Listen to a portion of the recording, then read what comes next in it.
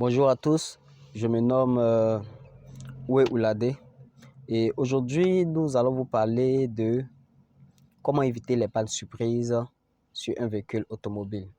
C'est-à-dire vous avez un véhicule et il y a des pannes surprises qui viennent par exemple quand vous effectuez un voyage ou bien même quand vous allez même au travail ou bien même quand vous levez encore les matins. Donc il y a des petites pannes comme ça qui arrivent et qui gardent vos journées. Donc pour commencer, j'aimerais d'abord vous inviter à aimer la page, à partager si vous appréciez. Ça nous permet aussi de nous motiver et de pouvoir toujours vous donner des conseils, des astuces et autres.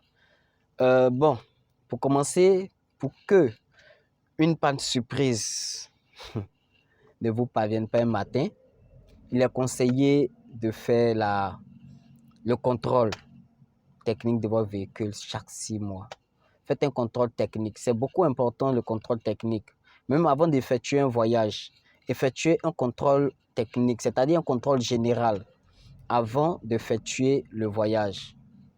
Parce que si vous avez effectué ce contrôle technique, chaque 6 mois, vous verrez que s'il y avait une panne de batterie qui devait arriver, c'est normal que votre mécanicien va le constater juste à cause de la petite corrosion qui est sur le corse.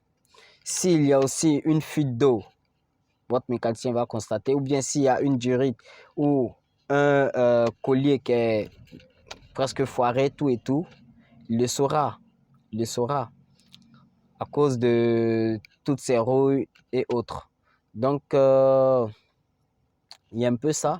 Exigez aussi à votre mécanicien qu'il vous donne ce qu'on appelle un carnet d'entretien.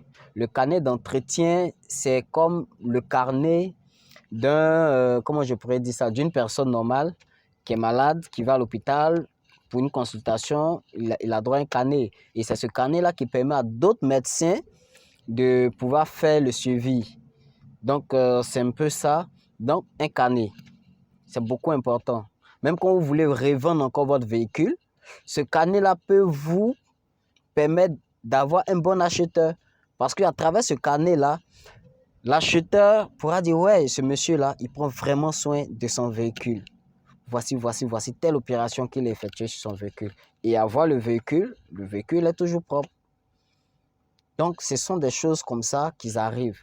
Faites un contrôle chaque 3 mois de votre véhicule. C'est-à-dire qu'à chaque 3 mois, vous allez au garage, vous demandez à votre technicien de faire ce qu'on appelle un contrôle visuel.